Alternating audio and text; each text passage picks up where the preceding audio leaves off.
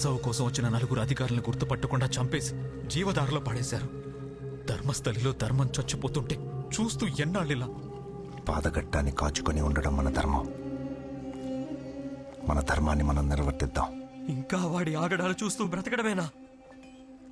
లోకాల నీలే తల్లికి పాపం పాకాన పడ్డ సంగతి తెలీదంటావా?